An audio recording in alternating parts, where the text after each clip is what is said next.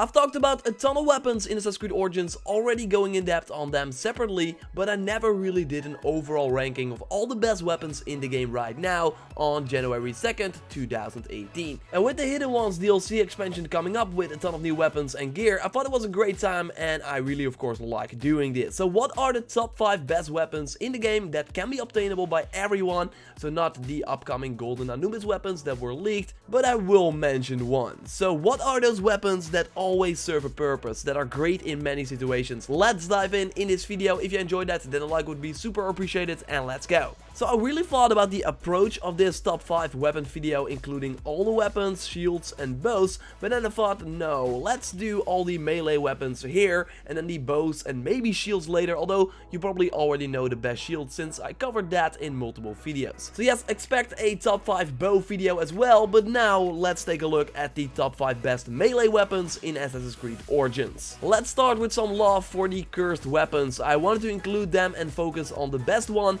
and that is the No Borders that I previously called the one-hit KO weapon. And look at this gameplay on the Nightmare difficulty with the enemy scaling on. You kill these guys with just one blow. If you're not familiar, the cursed weapons deal an insane amount of damage, but in exchange you lose 2 of the 3 health bars. So that means that you have to be super careful, because especially on a higher difficulty you can die really fast. But that doesn't really matter if you kill most of the enemies with one single blow. And because of that you get adrenaline back thanks to the adrenaline on kill perk, and then you also have the adrenaline on Herf, meaning that you can get into the Fury mode where you hit faster, deal more damage, ignore defenses better, and also can take more damage a lot more times, making you an unstoppable killing machine if you can keep mining your surroundings, of course. Always hold your shield up because the archers can really be a pain. This top 5 is all about power, but it is of course really cool that this weapon looks pretty nice as well. Some might say that the Volcata Curse regular sword is better, but that most of the times doesn't kill your targets instantly with the enemy scaling in the Nightmare mode, and you die fast with cursed weapons. So that's why I prefer an ultimate powerhouse than a high damage sword. You can get the No Borders weapon from a Heka chest. I got it from a Heka chest myself.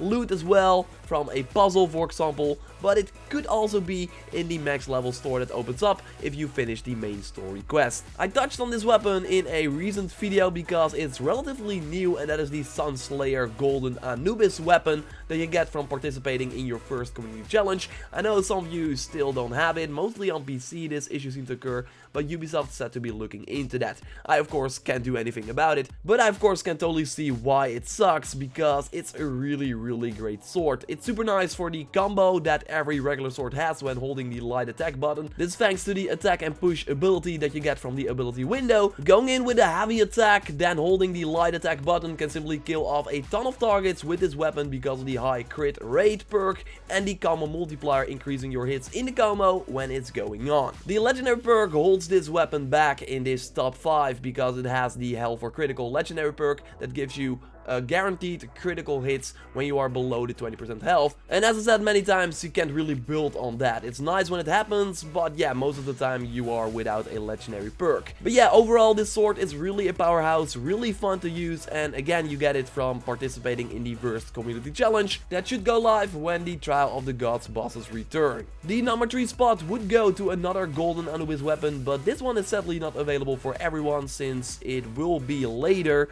We know of the Scepter because of some people that got it thanks to a bug in the community challenges, where I of course talked about in my video. There's also a new shield and a new Anubis outfit and a new warrior bow, and the Sunslayer is also part of the set. So again, if you complete your second community challenge, if you already got the Sunslayer and participate in the next one, then you get this Jackal, but again, it's not available right now. So now the best scepter in the game is the Wasp Scepter, thanks to the insane combination of perks: a level 4 combo multiplier increasing your damage by 25% in every next hit in your combo, and then in combination with the critical hit rate perk on level 3 makes you an awesome scepter wielder that does a ton of crits, and that is of course really nice in the Fury mode as well.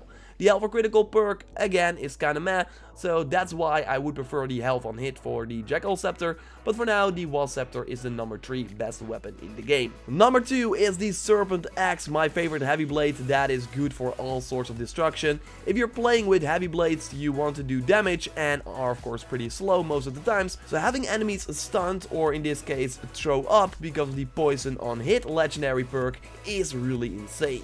It also helps with the damage output because the poison damage over time is around the same amount of a regular attack and way more than, for example, fire and a bleeding hit. And the attack and push ability in combination with a heavy blade is really one of the strongest attacks in the game. Where this weapon is normally really slow, now you deal a ton of quick hits after each other, which means there's a great chance that the enemy becomes poisoned. On top of that, we also got the bleeding on hit effect that also gives the enemies additional damage over time. If you are lucky, you have a 20% chance that this will happen. And again, because of the very fast hits after each other, they will really die in no time, most of the times when you are far away from them as well, thanks to the damage over time. So go in, do your insane combo and let the damage over time do the rest, and then lure the enemies to the bodies from the enemies that died with poison, so they get affected as well, and you can just walk up to them and kill them without any worry. Thanks to the horde mode where this tactic is really useful, I got to love the Serpent axe even more, and I'm glad that I got it from a Heka chest. You can also get it as loot from a boss or a puzzle, but again, it's all based on luck. Another amazing poison on hit weapon is the Neptune's Grasp, but I didn't want to give it a spot in the top 5 because it's simply, at the time of this recording, only obtainable through the Helix store.